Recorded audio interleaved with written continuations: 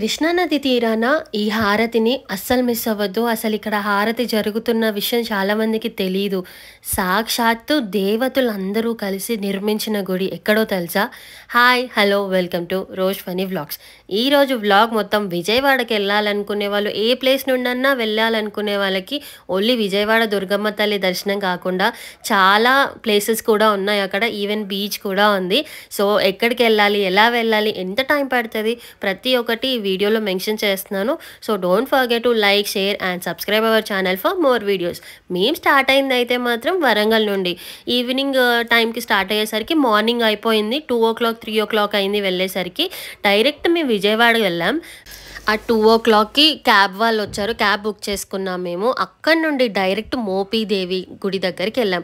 మోపీదేవి గుడిలో సుబ్రహ్మణ్యేశ్వర స్వామి ఉంటారు. ఈ స్వామి చాలా ఫేమస్. మనకి సంతానం లేకపోయినా, ఏమన్నా ప్రాబ్లమ్స్ ఉన్నా, చాలా దోషాలు ఉంటాయి కదా, వాటికి కూడా ఎంతోమంది 3 o'clock నుండే రావడం స్టార్ట్ చేశారు. ఇంకా అక్కడ గుళ్ళో నిద్ర కూడా చేస్తారు. ఒక 10 minutes, ఒక 20 minutes నైట్ కూడా నిద్రపోయే వాళ్ళు ఉన్నారు. అక్కడ నిద్ర చేస్తే చాలా మంచిదంట. ఇది బయట నుండి వ్యూ. బయటే అన్ని షాప్స్ ఉన్నాయి, కొబ్బరికాయలు అన్నీ తీసుకొని వెళ్ళొచ్చు మనం లోపలికి. కానీ లోపలికి ఫోన్ అలో అస్సలు లేదు.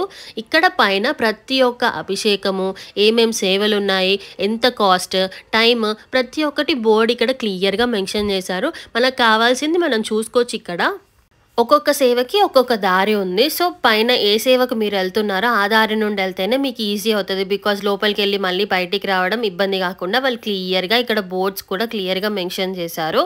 ఇది అవుట్ సైడ్ నుండి మనకి ఎంట్రన్స్ అన్నట్టు. బయటికి రాగానే గుళ్ళో నుండి బయటికి వస్తాం కదా, అక్కడ ఇది. ఇక్కడ ఒక లింగం పువ్వు చెట్టు ఉంది. దాని చుట్టూ నాగపడగలతో అందంగా ఉంది ఆ టెంపుల్. కానీ ఇక్కడ చాలామంది వచ్చి ముడుపులు కడుతున్నారు. పిల్లల కోసమని, జాబ్స్ కోసమని ఎన్నో మొక్కులు మొక్కుకొని అక్కడ ముడుపులు కట్టంగానే 11 ప్రదక్షిణలు చేస్తే వాళ్ళ కోరిక తీరుతుందని అక్కడ చాలామంది నమ్ముతున్నారు. అండ్ అక్కడ చాలామంది చెప్పారు కూడా కోరికలు తీరాయని చెప్పి. ఇక్కడ ఇది చాలా స్పెషల్గా కనిపించింది. మార్నింగే 3 o'clock to 4 o'clock వచ్చి అంతా క్లీన్ చేసి మంచిగా పసుపు కుంకుమ రాసి దేవుడికి పూజ చేయడం స్టార్ట్ చేస్తారు. ఇటు పక్క కొంచెం ముందుకు వెళ్ళంగానే మనకి లోపలికి ఎంట్రన్స్ ఉంటుంది. ఫోన్ మాత్రం అలో లేదు. ఇక్కడ మనకి ఏ సేవ టికెట్ కావాలన్నా ఆన్లైన్లో చేసుకోవచ్చు. ఇటుపక్క రైట్ సైడ్ కనిపిస్తుంది కదా, అక్కడ కూడా మనం టికెట్స్ని బుక్ చేసుకోవచ్చు. ఏ సేవ, కళ్యాణం ఉంటుంది, నిత్య కళ్యాణం ఉంటుంది. మళ్ళీ సుబ్రహ్మణ్యేశ్వర స్వామి గుళ్ళో కూడా నిత్య అన్నదానము, నిత్య కళ్యాణము, అభిషేకాలు, ఏమన్నా శని దోషాలు ఉన్నా అన్ని టైప్ ఆఫ్ పూజలు చేస్తారు. ఇది లోపల కనిపించే గుడి. మనకి చాలా ట్రై చేశాను, లోపలికి అస్సలు అలో లేదు. ఇటు పక్కకి రాగానే, గుడి నుండి బయటికి రాగానే ఇక్కడ ప్రసాదం కౌంటర్స్ కూడా బయటి నుండి రాగానే మనకు ఎదురుగా కనిపిస్తాయి. సో మనం ఎక్కడుందని ఎత్తుకోవాల్సిన ప్రాబ్లం ఉండదు. అండ్ నిత్య అన్నదానం బ్లాక్ కూడా ఇక్కడ ఉంటుంది. మనకు ఒకవేళ ఎవరికన్నా ఫుడ్ దానం చేయాలన్నా, మనము అక్కడ కట్టడానికన్నా మనకు అక్కడ ఈజీగా ఫెసిలిటీస్ అవైలబుల్ ఉన్నాయి. మనం దానం చేయొచ్చు ట్రస్ట్ వాళ్ళకి. సో మనం ఫుడ్ కావాలన్నప్పుడు ఆఫ్టర్నూన్ టైంలో ఇక్కడ వచ్చి చేసుకోవచ్చు. బయట ఫుడ్ కంటే ఇది బెస్ట్, బికాస్ టేస్ట్ చాలా బాగుంది. ప్రసాదం కదా ఆబ్వియస్లీ. నెక్స్ట్ కొంచెం ముందుకు రాగానే ఇక్కడ ఇంకో పెద్ద నాగపడగ దేవత ఉంది. అందరూ దీపాలు పెట్టి మొక్కుకుంటారు. అక్కడ దీపాలకు కూడా మన ప్రాబ్లం లేదు. కొంచెం ముందుకు వెళ్ళంగానే మనకు అక్కడ షాప్ కూడా ఉంది. అక్కడే బై చేసుకొని మనం ఇక్కడ పెట్టుకోవచ్చు. ఈ టెంపుల్ విజయవాడ నుండి 64 kilometers. మనకి అప్రాక్సిమేట్ 1.5 hours ఇక్కడికి వెళ్ళిపోతాము. చాలా బస్సెస్ అండ్ క్యాబ్ ఫెసిలిటీస్ కూడా ఉన్నాయి. అస్సలు మిస్ అవ్వద్దు. ఈ టెంపుల్ చాలా ఫేమస్ అయింది. నెక్స్ట్ మేము ఇక్కడ స్టే చేసాము. ఎక్కడ అంటే వాసవి సత్రం. ఇది ఓన్లీ వాళ్ళకే కాకుండా వేరే వాళ్ళకి కూడా అలో ఉంది. మేము స్టే చేసింది 1 day. సో మాకు 400 ఛార్జ్ చేశారు. మినిమల్ ప్రైస్తోనే ఛార్జ్ చేశారు. స్టే కూడా చాలా బాగుండే. టెంపుల్ నుండి 10 meters దూరం అంతే. నెక్స్ట్ ఇంకా అక్కడ దర్శనం చేసుకొని మోపీదేవి టెంపుల్ ఎదురుగానే స్టార్ట్ అవ్వాలి. ఎక్కడికంటే శ్రీ దుర్గనాగేశ్వర స్వామి టెంపుల్ అని చెప్పి పెద్దకల్లపల్లి. కొంచెం ముందుకు వెళ్తే పల్లెటూరులోనే ఉంటుంది ఇది కూడా. ఈ టెంపుల్ కూడా చాలా ప్లెజెంట్గా, మనం పాతకాలంలో గుళ్ళిలా ఉండేవి అని టీవీ ఛానల్స్ వాళ్ళు చెప్తా ఉంటే చూస్తూ ఉంటాం కదా, అలాంటిదే ఇదొక గుడి. చాలా పీస్ఫుల్గా, ఎంత పాత టైప్ ఆఫ్ ఆర్కిటెక్చర్ ఎలా ఉందో అసలు కొన్నిటికి మనం ఇక్కడ చెప్పలేము అది ఎలా కన్స్ట్రక్ట్ చేశారో అని కూడా అర్థం కాదు మనము. అంత ప్లెజెంట్గా చాలా బాగుంది టెంపుల్ కూడా.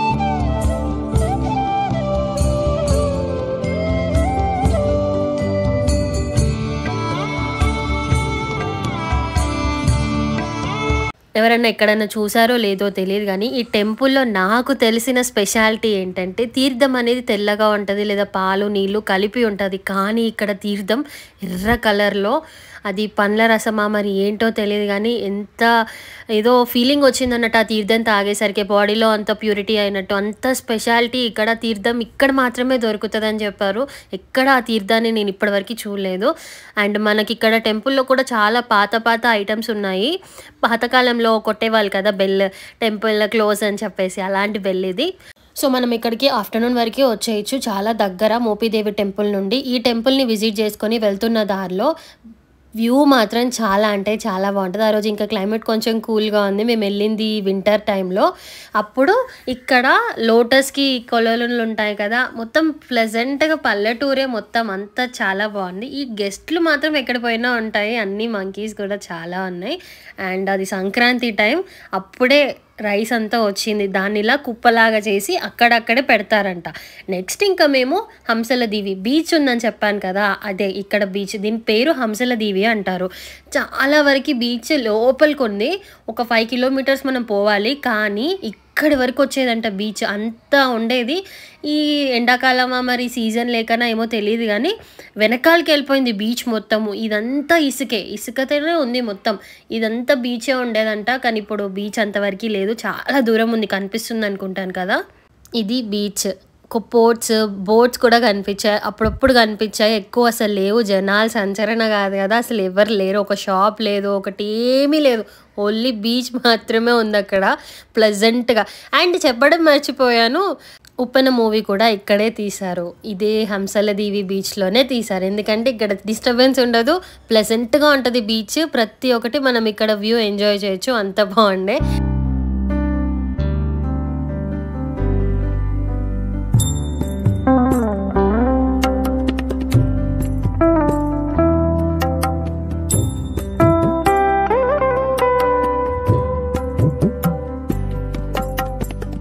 నెక్స్ట్ ఇక్కడ అన్ని బోట్స్ ఫిషింగ్‌కి వెళ్తారు కదా! వాళ్ళు వెళ్ళే బోట్స్ అన్నీ ఇక్కడ సైడ్‌కున్నాయి. బీచ్ దగ్గరైతే ఒక్క బోట్ కనిపియలేదు. వెళ్ళే దారిలో మాత్రమే ఇక్కడ కనిపించాయి. అక్కడ వెనకాల కనిపిస్తున్న చెట్లున్నాయి కదా!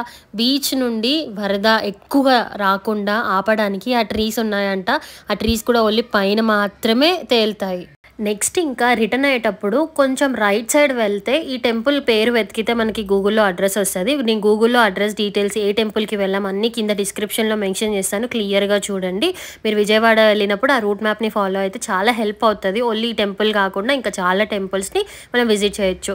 ఈ టెంపుల్ స్పెషాలిటీ ఏంటంటే అక్కడ ఉన్న లోకల్స్ కూడా అడిగాను. చాలా స్టోరీస్ చెప్పారు. చాలామంది దీన్ని దేవతలందరూ కలిసి కట్టుకున్న గుడి అని అంటారంట. దేవతలందరూ వచ్చి ఇక్కడ వేణుగోపాల స్వామి ఉంటే చాలా మంచిది అని చెప్పి ఆ స్వామిని వెలిసేలాగా చేసి అక్కడ టెంపుల్‌ని నిర్మించారు అని అక్కడ పురాణాలు చెప్తున్నాయి. అండ్ ఇక్కడ వాళ్ళు డిస్ప్లే కూడా చేశారు. ఈ స్టోరీ ఏంటి, ఈ కథ ఏంటి, అసలు ఎందుకు ఈ గుడిని ఇలా పిలుస్తున్నాము అని చెప్పి. మేము వెళ్ళిన టైం ఈవినింగ్ అయిపోయింది. అసలు ఓపెనే లేదు. సో, బయట ఆర్కిటెక్చర్ చూసా కానీ నాకు అర్థమైంది. ప్రతి ఒక్క టెంపుల్‌లో ఉండే శిలను చూస్తే అందరు దేవతలు ఉన్నాయి. ఒకటి కాదు, 2 కాదు. మనం పూజించే ప్రతి ఒక్క దేవుడి విగ్రహం అక్కడ ఉంది. పెయింటింగ్ వేశారు కాబట్టి నాకు ఇంకా లక్కీ అక్కడ బాగా క్యాప్చర్ చేయడానికి ఈజీ అయింది. అన్ని రాళ్ళల్లోనే శిలలాగా చెక్కున్నాయి. అంటే మనం సపరేట్‌గా పెట్టామంటే అది వేరు. కానీ రాళ్ళల్లోనే శిలలాగా చెక్కున్నాయి వేణుగోపాల స్వామి. సకల దేవతలవి అక్కడ ఉన్నాయి. చూడండి ఎంత బాగుందో టెంపుల్.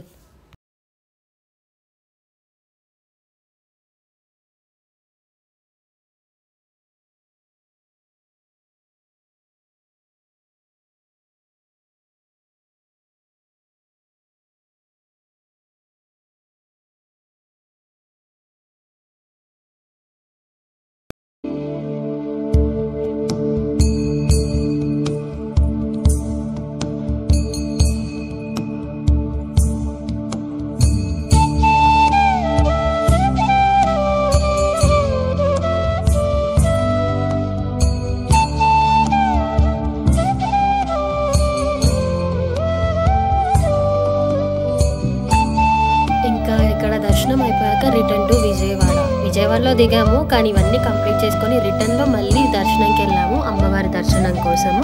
ఈవినింగ్ టైం కాదు, నైట్ అయిపోయింది మ్యాక్సిమం. ఇది కృష్ణా నది. ఎంత బాగుందంటే ఆ క్లైమేట్కి చాలా ప్లెజెంట్గా అనిపించింది. నాకు ఇక్కడికి వెళ్ళాకే తెలిసింది ఇక్కడ హారతులు రోజు కృష్ణానదికి సాయంత్రం 6 గంటలకు స్టార్ట్ చేస్తున్నారని చెప్పి. ముందుసారి వెళ్ళినప్పుడు ఇలాంటివి ఏవీ లేవు అక్కడ. ఆ హారతిని చూస్తూ కనుల పండగ అక్కడే ఉండిపోవాలనిపించింది.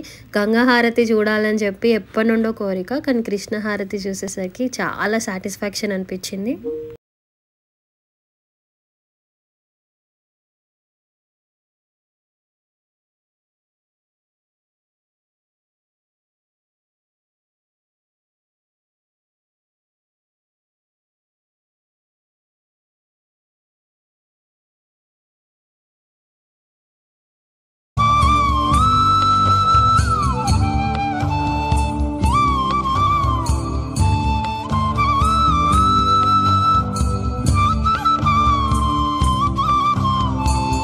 హారతి 40 మినిట్స్ పట్టింది. చాలా బాగుండే. వెళ్ళినప్పుడు ప్రతిరోజు 6 o'clockకి ఇక్కడ జరుగుతుంది, అస్సలు మిస్ అవ్వద్దు. నెక్స్ట్ ఇంకా మేము కొండ మీదకి, విజయవాడ కనకదుర్గమ్మ కొండ మీదకి వెళ్తున్నాము. బయటికి రాగానే అక్కడ నుండి ఫ్రీ బస్సెస్ కూడా ప్రొవైడ్ చేస్తున్నారు మనకు అక్కడ. అది మనకి గుడి ఓపెన్ ఉన్నంతసేపు ఆ అవైలబిలిటీ ఉంది బస్సెస్ పైకి వెళ్ళడానికి.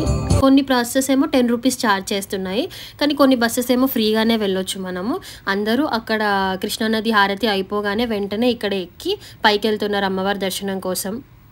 కొండ మీద ఎక్కడానికి బైక్ వెళ్ళొచ్చు, కార్ వెళ్ళొచ్చు, అండ్ ఆటో కూడా అవైలబుల్ ఉంది. సో చాలామంది ఫ్రీ బస్ కాబట్టి ఇదే ప్రిఫర్ చేస్తున్నారు. వెళ్ళేటప్పుడు ఘాట్ రోడ్ వ్యూ ఉంటుంది, చాలా అంటే చాలా బాగుంటుంది. ఎవరైనా అభిషేకాలకు వెళ్ళాలి, అభిషేకం చేయించుకోవాలి, అమ్మవారిని కళ్ళారా చూడాలి, జనాలు ఎక్కువ ఉండొద్దు అన్నప్పుడైతే మార్నింగే ప్రిఫర్ చేయండి. అండ్ వీకెండ్స్లో అస్సలు వెళ్ళొద్దు, చాలామంది వస్తారు అమ్మవారిని చూడడానికి. మనం ప్రశాంతంగా చూడాలనుకుంటే మాత్రం ఖచ్చితంగా వీక్ డేలో మాత్రమే వెళ్ళండి. చాలా ప్లెజెంట్గా కోరుకున్న కోరికలన్నీ తీరుతాయి అమ్మ దగ్గర, అది అందరికీ తెలిసిందే.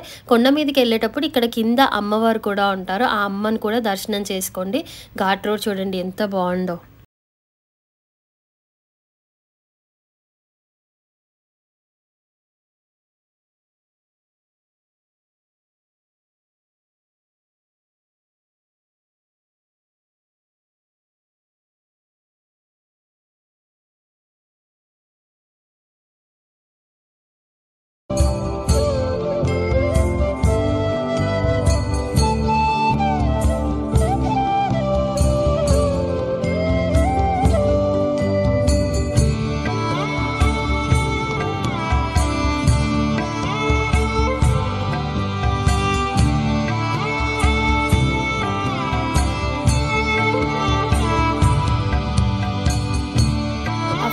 పైన టెంపుల్లోకి మొబైల్స్ అలో లేవు, సో చూసుకొని వెళ్ళండి. టెంపుల్స్ ముందే మనకి ఇక్కడ మొబైల్ పెట్టడానికి, మన లగేజ్ ఏమన్నా పెట్టడానికి అక్కడే స్లాట్స్ కూడా ఉన్నాయి. ప్రతి ఒక్క మొబైల్కి 5 రూపీస్ ఛార్జ్ చేస్తారు, అండ్ బ్యాగ్కి కూడా సేమ్ ప్రైజే.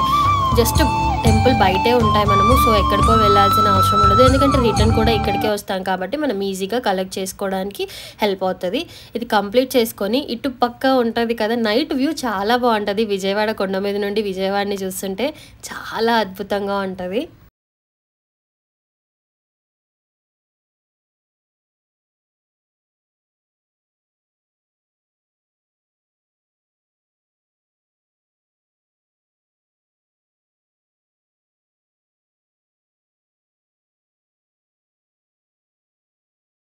ప్రసాదం కౌంటర్స్ కూడా మనం ముందు మొబైల్ పెట్టాం కదా, అక్కడే ఆపోజిట్గా కూడా ఉంటుంది. దర్శనం అయిపోగానే వచ్చి వెంటనే మనం ఎన్ని లడ్లు కావాలంటే అన్ని లడ్లు ఇస్తారు, ఏం రిస్ట్రిక్షన్ లేదు.